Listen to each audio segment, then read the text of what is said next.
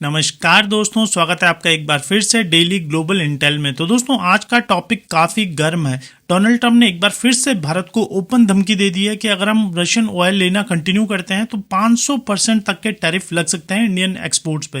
लेकिन इस बार भारत ने अपनी चुप्पी तोड़ दी है। डाटा के साथ, लॉजिक के साथ और फुल कॉन्फिडेंस के साथ अमेरिका को दिखाया है उनकी हिपोक्रेसी। तो इस वीडियो में हम डिटेल में समझेंगे कि ट्रंप क्या बोल रहे हैं, इंडिया ने क्या जवाब दिया और जियोपॉलिटिक्स के इस नए चैप्टर में इंडिया का रोल क्या बनता नजर आ रहा है। तो चलिए स्टार्ट करते हैं दोस्तों। ये सब कुछ स्टार्ट हुआ 2022 में, जब रशिया ने यूक्रेन पे अटैक किया और पूरे वेस्ट ने मिलकर रशिया पर हैवी सैंक्शन लगा दिए। उस वक्त रशिया ने इंडिया को क्रूड ऑयल बहुत ही डिस्काउंट प्राइस पर देना स्टार्ट किया।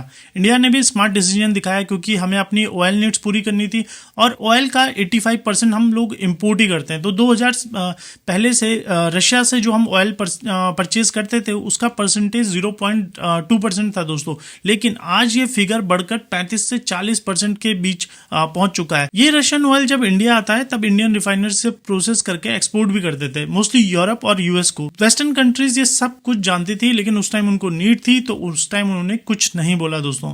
लेकिन हाल के समय में पूरे समीकरण बदल चुके हैं। अब ट्रंप फिर से प्रेसिडेंट बनने की रेस में है और उन्होंने इंडिया को टारगेट करना स्टार्ट कर दिया। उनका कहना है कि इंडिया मैसिव स्केल पे रशियन ऑयल परचेज कर रहा है, उसे रिफाइन करके प्रॉफिट बना रहा है और ये इनडायरेक्टली रशियन वॉर मशीन को फंड कर रहा है। ट्रंप ने बोला कि इस वजह से वो इंडियन एक्सपोर्ट्स पर सब्सटेंशियल टैरिफ लगाएंगे, शायद 500% तक। ये एक तरह का डिप्लोमेटिक प्रेशर है जिसे ट्रंप दिखाने की कोशिश कर रहे हैं कि वो तो वॉर के अगेंस्ट हैं, लेकिन वो भूल जाते हैं कि अमेरिका ही वो देश है जिसने billions of billions dollar Ukraine को दिए थे रशिया से लड़ने के लिए। तो यहाँ पर सवाल आता है कि उनका पैसा जो था, जो डायरेक्टली वो यूक्रेन को दे रहे थे, उससे वॉर फंड नहीं हो रही थी। लेकिन हम अगर तेल खरीदते हैं अपने इंटरेस्ट के हिसाब से अपने लोगों के लिए, तो वो वॉर को फंड करने के बराबर है। बट इसका सीधा जवाब इंडिया के मिनिस्ट्री ऑफ एक्सटर्नल अफेयर्स के स्पोक्स पर्सन राधीर जायसवाल ने ऑफिशियली दिया। इंडिया ने बोला ये एक्शन अनजस्टिफाइड, अनरीजनेबल और डिस्क्रिमिनेटरी है। और इसके बाद उन्होंने वेस्ट की हिपोक्रेसी एक्सपोज कर दी फैक्ट्स के साथ। 2024 में यूरोपियन यूनियन ने रशिया के साथ 67.5 बिलियन यूरोस का ट्रेड किया। यूएस खुद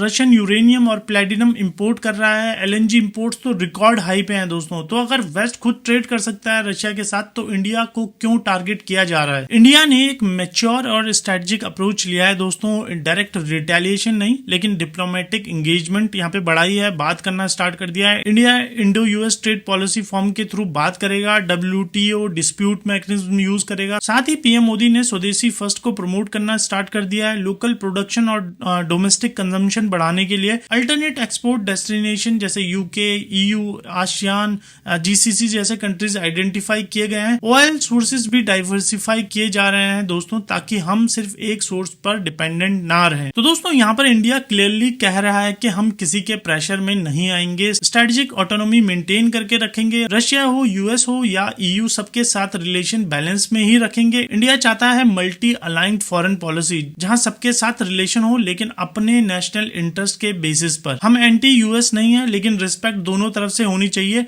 ट्रंप का प्रेशर मॉडल इंडिया पे काम नहीं करेगा दोस्तों। तो दोस्तों, आपको क्या लगता है, क्या ट्रंप का प्रेशर जस्टिफाइड है या भारत का स्टैंड ज्यादा लॉजिकल और इंडिपेंडेंट है? कमेंट्स में मुझे जरूर बताइए। और अगर आपको ये ब्रेकडाउन इन्फॉर्मेटिव लगा हो तो please like, comment, share and subscribe. मैं बहुत जल्द मिलूंगा आपको एक नई वीडियो के साथ। तब तक के लिए टाटा, बाय बाय।